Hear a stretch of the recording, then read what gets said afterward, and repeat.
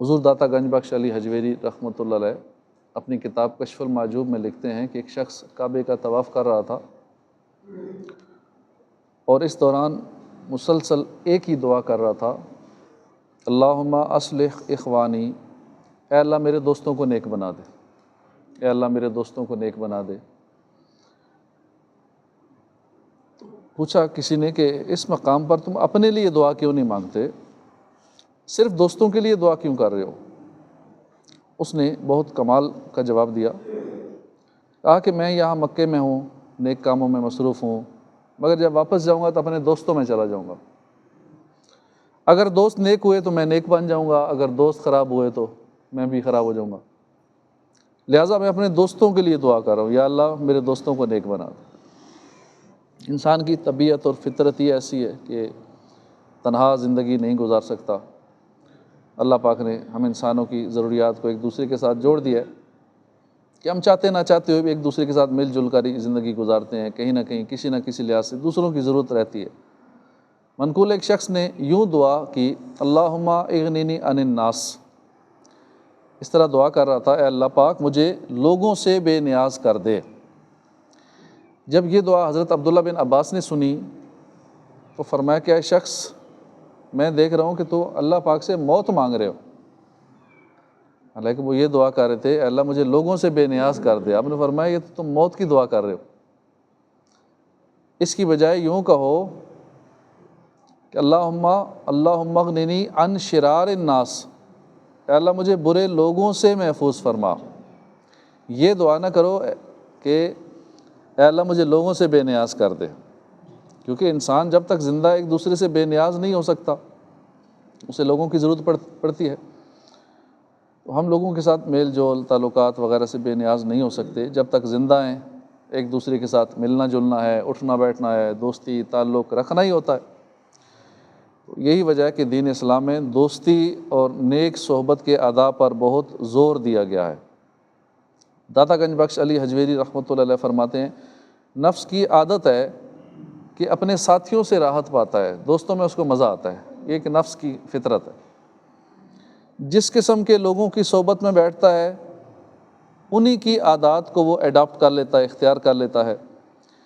اسی لیے مشائخ یعنی اولیاء کرام سب سے پہلے دوستی کے حقوق پر توجہ دیتے اور مریدوں کو اس کی ترغیب دلاتے، یہاں تک کہ مشائخ کے ہاں دوستی کے آداب سیکھنا اور ان پر عمل کرنا فرض کا درجہ رکھتا ہے۔ ترمذی شریف کی حدیث پاک ہے، اللہ کے آخری نبی صلی اللہ علیہ وسلم نے فرمایا، آدمی اپنے دوست کے دین پر ہوتا ہے، لہٰذا تم میں سے ہر ایک کو چاہیے کہ وہ دیکھے دوستی کس سے کر رہا ہے، کس کے ساتھ اٹھتا بیٹھتا ہے۔ عموماً انسان اپنے دوست کی سیرت اخلاق اختیار کر لیتا ہے، کبھی اس کا مذہب بھی اختیار کر لیتا ہے، لہٰذا اچھوں سے دوستی رکھو تاکہ تم بھی اچھے بن جاؤ، اور کسی سے دوستی کرنے سے پہلے اسے جانچ لو کہ جس سے ہم دوستی کر رہے ہیں وہ اللہ رسول کا فرما بردار ہے یا نہیں ہے، یہ ضرور چیک کر لیں۔ صوفیاء کرام فرماتے ہیں انسان کی طبیعت میں اخذ کرنے کی خاصیت ہوتی ہے، وہ ایبزارب کرتا ہے دوسروں کی کوالٹیز کو۔ حریص کی صحبت سے حرص پیدا ہوتی ہے، زاہد کی صحبت سے زہد تقویٰ ملتا ہے، لہٰذا ہر ایک کو چاہیے کہ کسی کو دوست بنانے سے پہلے خوب غور و فکر کر لے، جانچ لے کہ میں کسے دوست بنا رہا ہوں۔ اس حدیث پاک پر بار بار غور فرمائیے، رسول اکرم صلی اللہ علیہ وسلم نے فرمایا، الرجل علی دین خلیلہ، آدمی اپنے دوست کے دین پر ہوتا ہے۔ تو دوست بنانا بڑا اہم معاملہ ہے۔ ہمارے ہاں بس راہ چلتے سے دوستی کر لی جاتی ہے، ایک آدھا گھنٹہ کہیں بس میں سفر کیا، بات چیت ہوئی، نمبر دیا لیا، دوستی ہو گئی۔ آج کل تو پھر جدید دور ہے، آن لائن دوستیاں ہو جاتی ہیں، نہ سامنے والے کو دیکھا ہوتا ہے، نہ جانچا ہوتا ہے، یہ تک پتہ نہیں ہے میں دوستی کس سے کر رہا ہوں، وہ ہے کون جسے دوستی کر رہا ہوں۔ بس فیس بک پر انسٹاگرام پہ 4 باتیں ہوئیں، فرینڈ ریکویسٹ آئی، قبول کی، ایکسیپٹ کی، دوستی ہو گئی۔ کیسی افسوسناک صورتحال ہے کہ ہم نے پاؤں میں جوتا پہننا ہو تو جوتا لینے کے لیے ہم کتنی دکانیں گھومتے ہیں، جوتا پسند کرنے کے لیے کتنی کوشش کرتے ہیں، ٹائم نکالتے ہیں، ایک جوتا لینا ہے، کئی گھنٹے لگا دیتے ہیں ایک جوتا پسند کرنے میں، تب جا کے کوئی جوتا پسند آتا ہے۔ اور دوست جس کو دل میں جگہ دینی ہے، جس کے ساتھ اٹھنا بیٹھنا ہے، اپنی زندگی میں شامل کرنا ہے، اس کے اخلاق ہم پر اثر کریں گے، اس کا کردار ہمارے کردار پر اثر انداز ہوگا، اس بارے میں کوئی غور و فکر نہیں، کوئی جانچ نہیں، کوئی پڑتال نہیں، بس 4 باتیں ہوئیں، دوست بن گیا۔